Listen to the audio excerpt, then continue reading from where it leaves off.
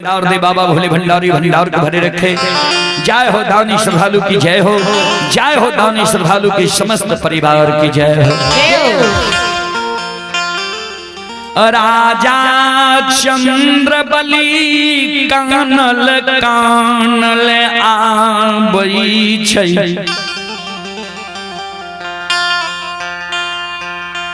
गुरु बाबा के चरण पर राजा चंद्रबली गिर जाय छै। गुरु बाबा के चरण पर गिर के राजा चंद्रबली काने। गुरु बाबा कल के की भेल राजा किया काने छो, की कहल के समाज के लोग सब बात राजा चंद्रबली बतावे जे कोई समाज नहीं ले डांट फटकार कल के। अब मरल बाबा कहल के जे जो गुरु बाबा में शक्ति छो क्षमता छो, मरल बेटा के जे गुरु बाबा जिला दे तो वह बेटा दल फुल हकार दे ले तो तब जे वो नहीं जे। राजा चंद्रबली के गुरु ज्योति बाबा कल के राजा सुना, समाज के मान सम्मान दैले तू गेल हो, समाज के लोग तोरा मान सम्मान के ठुकरा दिल का। जे समाज तोरा मान सम्मान के ठुकरेल का, वही समाज के जब बिना बोलाल तोरा द्वार पर नहीं बोला दी त कथिल 12 वर्ष के दिली जंगल में हम ताप के लिए रहे।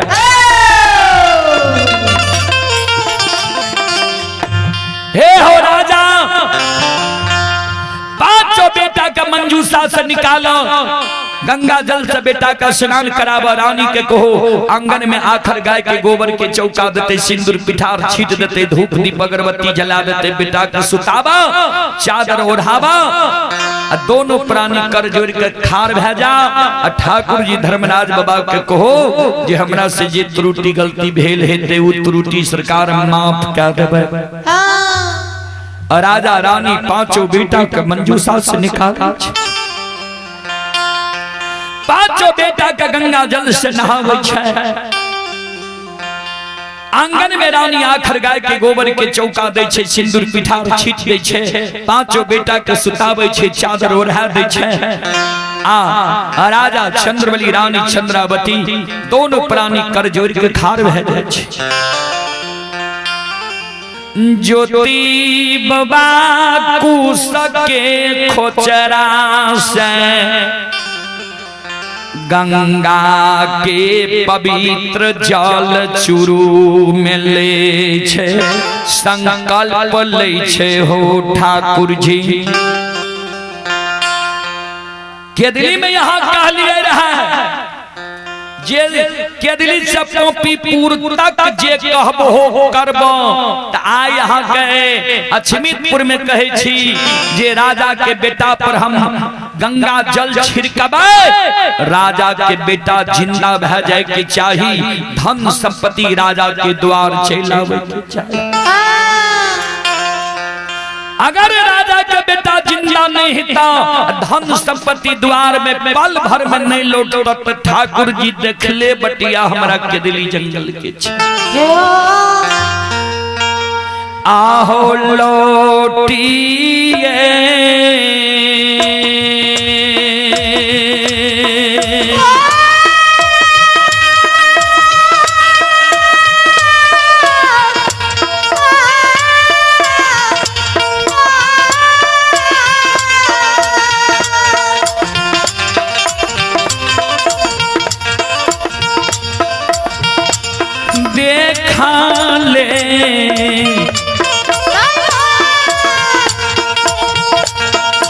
हाँ ये बाटिया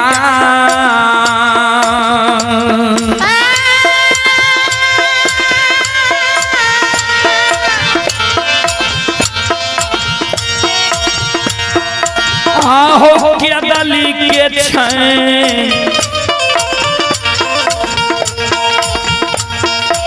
निरमोहिया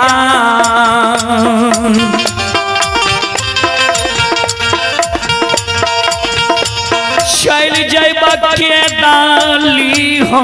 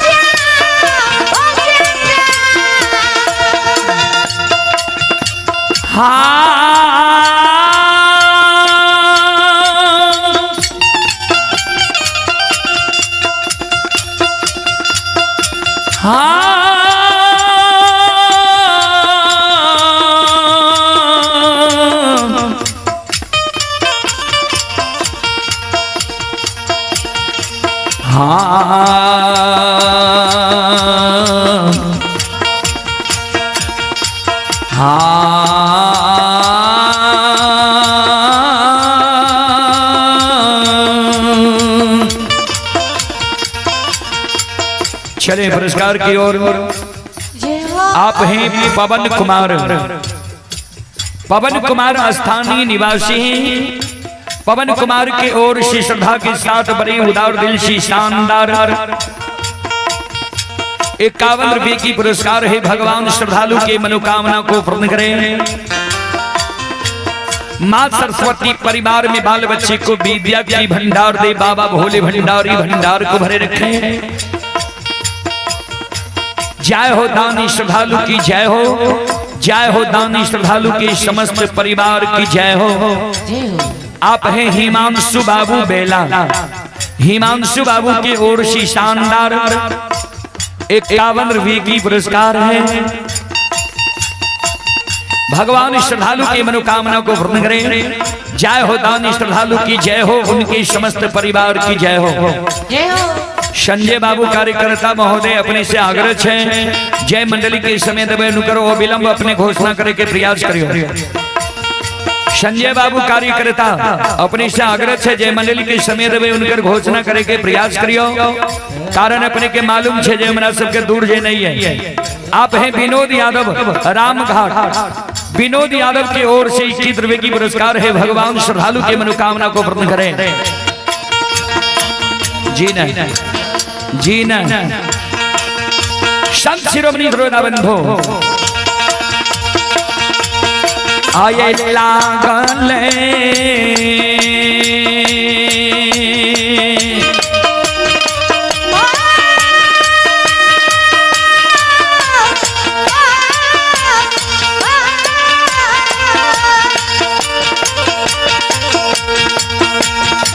ये सुन भैया लागल धरा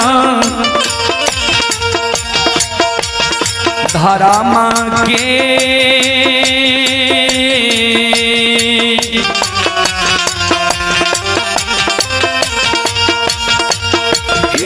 मैया बहिन सब लागल धरा धरा माँ के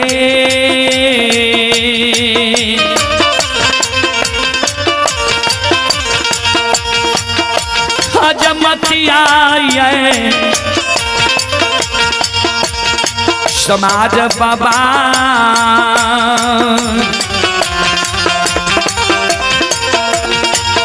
ये जो फिर धराम के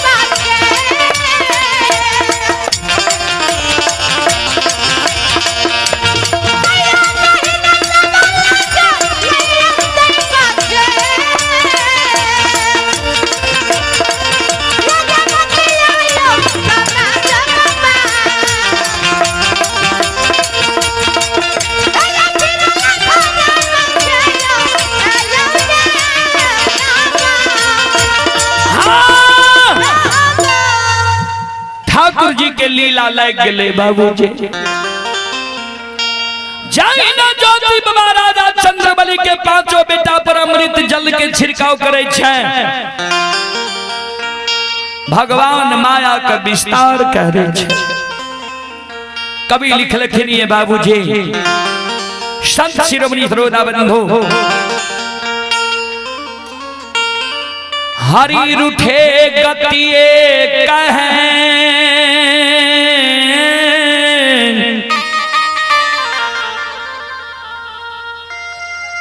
गुरु शरणागत जान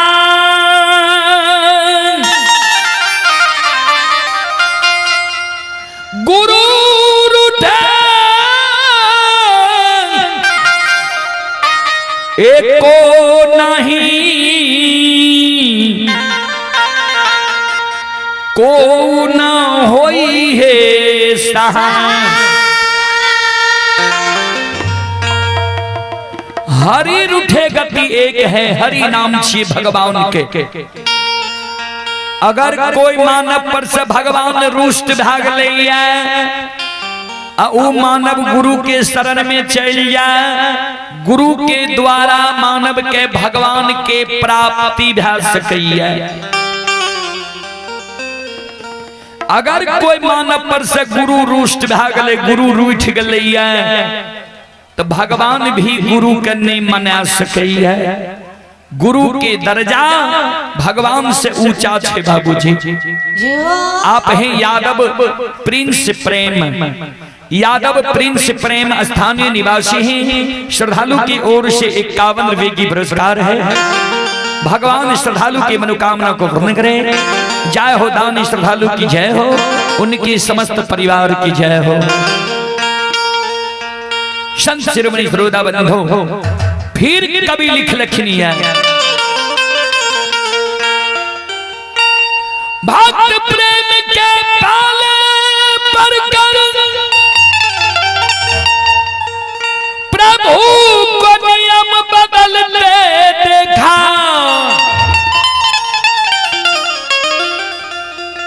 भक्त प्रेम के पाले पर कर प्रभु को नियम बदलते देखा। जे ठाकुर जी धर्मराज बाबा राजा के पांचों बेटा के मूर्छित यादव के धन संपत्ति के द्वार से भगा दे आए। ठाकुर जी धर्मराज बाबा भक्त के बस में पैर के अपना मान सम्मान के बदल रहले। ध्यान दे, अपना मान टले तो टले, अपना मान टले तो टले, भक्तों के मान न टलते देखा।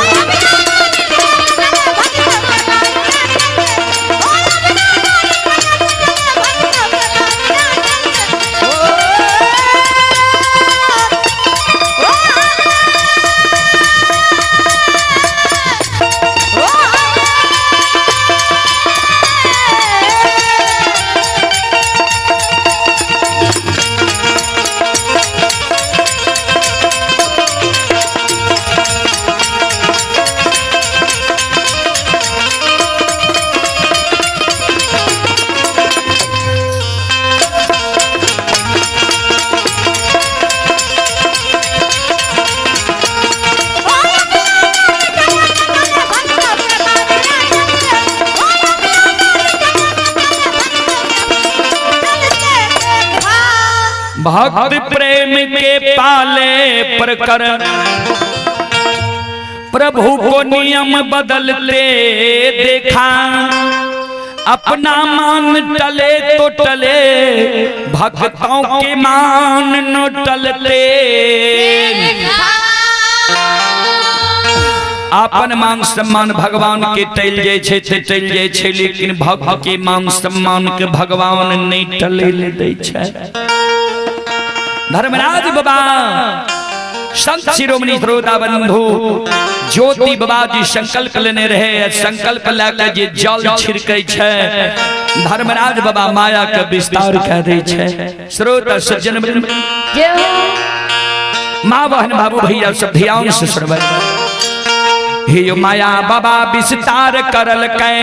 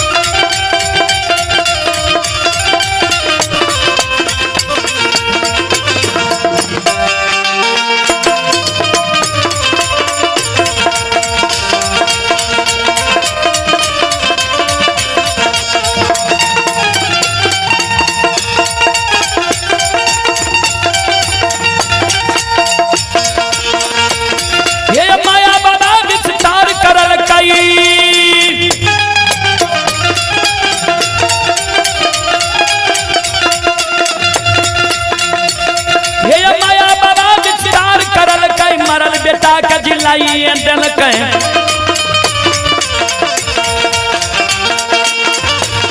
ये जो धन लक्ष्मी लौटाइए दिल के सुनो सुनो सुन भैया सुन भाई माँ बहना फलहा के सुन भाई धर्म के बात ध्यान से सुन गई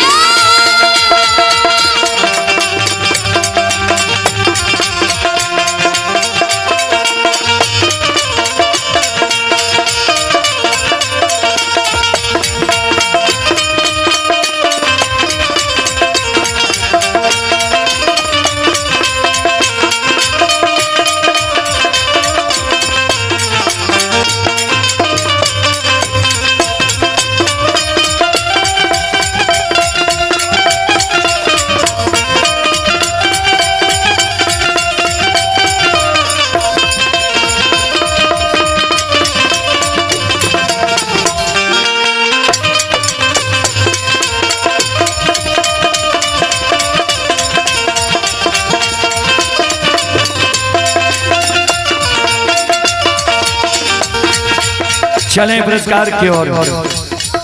आप ही संध्या कुमारी की ओर से शानदार 51 रुपये की पुरस्कार है। भगवान श्रद्धालु के मनोकामना को पूर्ण करें। मंडली के घोषणा करियो ने विचित्र बात यह है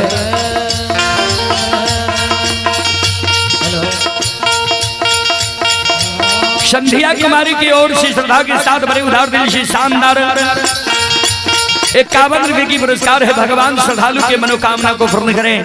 जय हो दानी श्रद्धालु की जय हो, उनकी समस्त परिवार की जय हो। ये हो भला बाबा भंडार का भरी अति हो।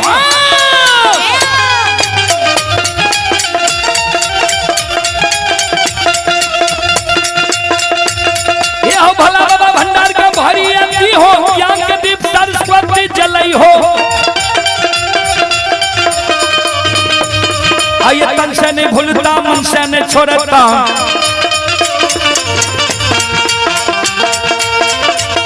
आइए श्री में सबैया से कहती हो सेवक के मन के मनोरथ हो रही हो। बिगड़ल काम के विमल बनई हो।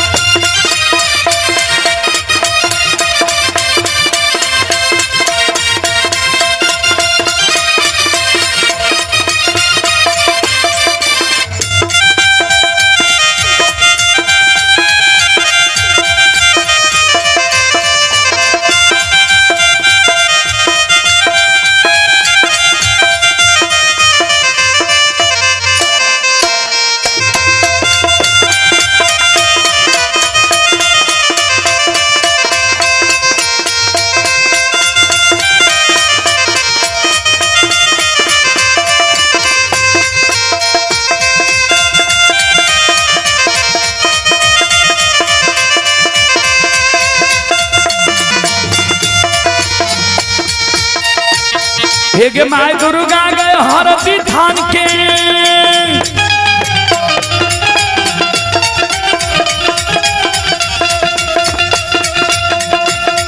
एक माय दुर्गा गए हरती थान के। माय भगवती के मैना गान के।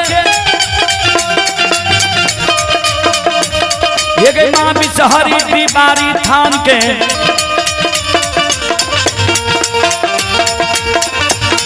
ये माँ तारा ये महिषी धाम के। माँ गंगा के मानसी घाट के। माँ कत्यानी के रेलवे काट के।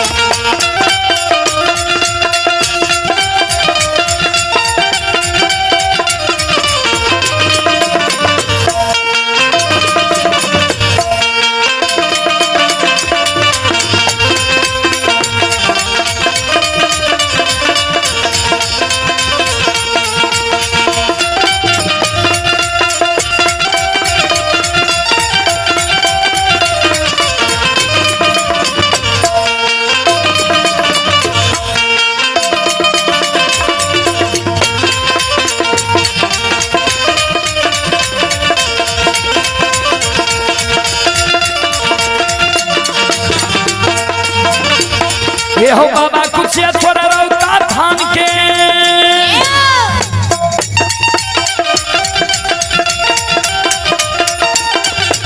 ये हो बाबा कुछ थोड़ा रौता धान के बाबा करू महापुरा ये धाम के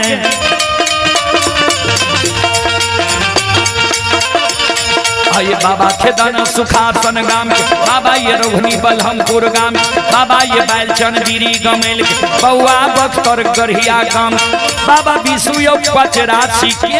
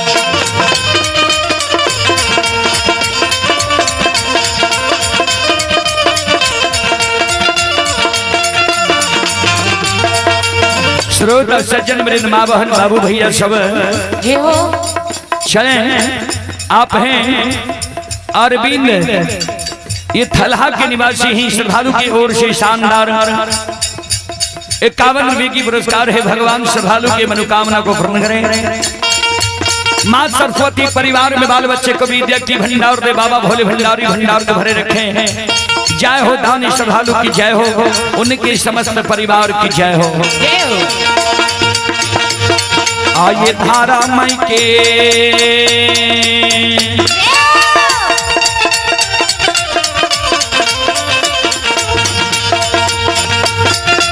या सुन भैया धारा माँ के माँ आइए माही माँ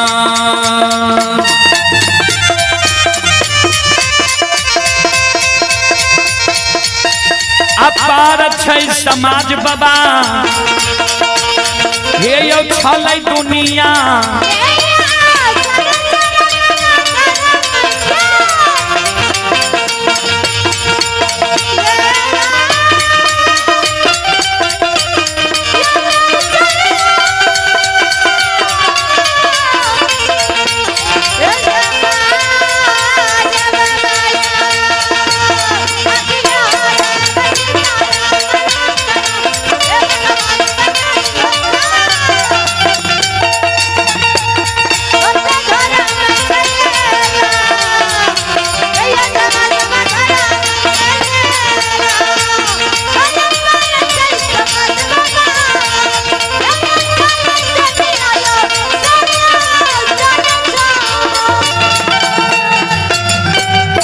धर्म के लीला दुनिया में आगम अपार छै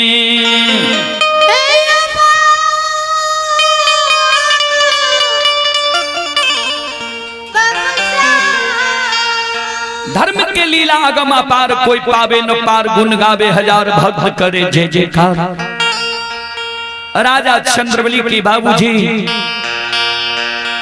जय ना गुरु बाबा जल छिटल के राजा चंद्रबली के पांचों बेटा पर राजा चंद्रबली के पांचों बेटा जिंदा बह गए भगवान के लीला पल भर में धन संपत्ति राजा के लौट गले जहिना राजा रहे वहिना राज दरबार में बाबूजी हाथी हथियार घोड़ा घुड़सवार नौकर नौरी मुंशी दीवान हीरा लाल जवाहर मोती संत शिरोमणि सरोदा बंधु चले गणेश यादव स्थानीय निवासी 21 रुपये की पुरस्कार है सरोज की ओर से 25 रुपये की पुरस्कार है और ये माही की ओर से भी 25 रुपये की पुरस्कार है मानिकपुर के निवासी हैं भगवान सभी श्रद्धालु की मनोकामना को पूर्ण करें जय हो दानी श्रद्धालु की जय हो उनके समस्त परिवार की जय हो चलो अब एक बार सभी सब श्रोता बंधु माँ बहन से हम आग्रह करब, एक बार यहाँ सब भगवान के दरबार में दोनों हाथ से ताली बजा के मुखारबिंद से भगवान के नाम ले लिया। उसके बाद हम अपना वाणी के विराम दे। एक बार सब श्रोता बंधु माँ बहन से हम आग्रह करबे, दोनों हाथ से ताली बजाबो, मुखारबिंद से भगवान के नाम लिया। उसके बाद हम अपना वाणी के विराम देव। संजय जी से आग्रह करबे, यहाँ अगर मंडली नहीं लेबे तो हम सब आप विराम क्या दे प्रोग्राम। चलो एक बार दोनों हाथ से ताली बजाओ, मुखारबिंद से भगवान के नाम लिया। बोलो राम सिया राम जय जय राम। राम सिया राम जय जय राम। राम सिया राम जय जय राम।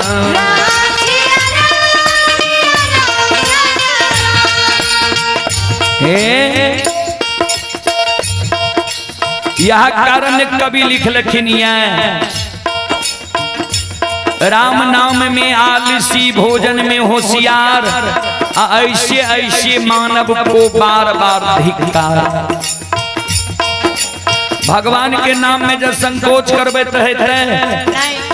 चलो सब माँ बहन बाबू भैया से आग्रह है, जहाँ खड़ा छिए बैसल छिए सबसे आग्रह है, एक बार भगवान के नाम पर दोनों हाथ ऊपर करियो। सब श्रोता बंधु सबसे आग्रह करबे और हाथ ऊपर कह के ताली बजाइयो। सब श्रोता बंधु माँ बहन बोलो राम सिया राम जय जय राम।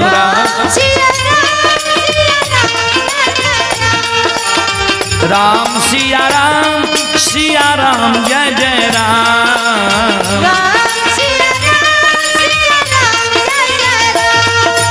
हो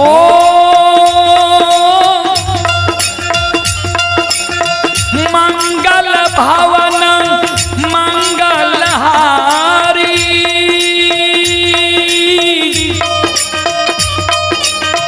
तारा बहु दशरथ अजीर बिहारी।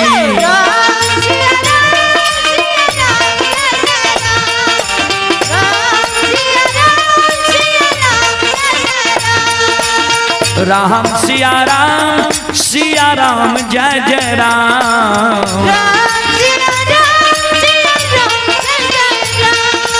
हो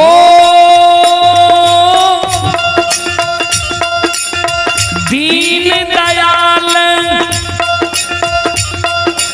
बिरध संभारी,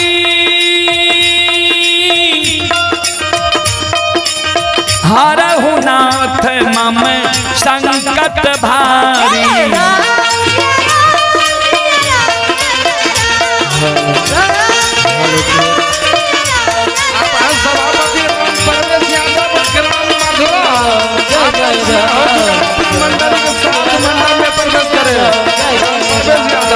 हो आप बोलियो, सुन ले यहाँ बोलिए से। आप हैं सभापति श्री राम परवेश यादव, ग्राम मधुरा। आपका समय हो चुका है, अपना मंडली के साथ मंडप में प्रवेश करें।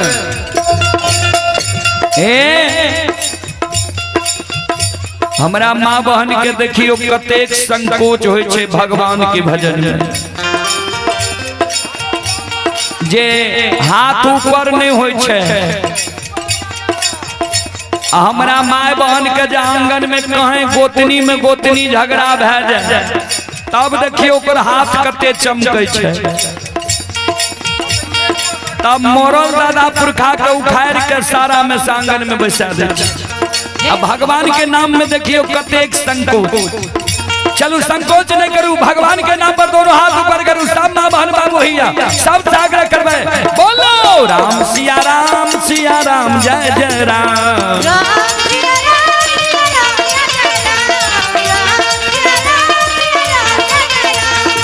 हो होई है वही जो राम रच रखा, को करी तर्क बढ़ा बही शाखा।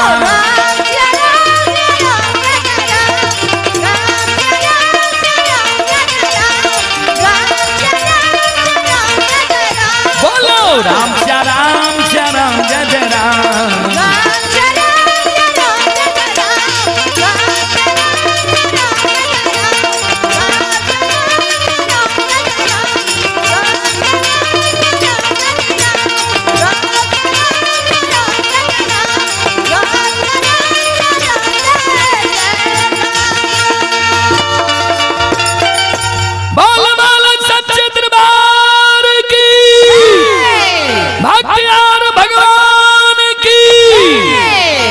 चलो अपने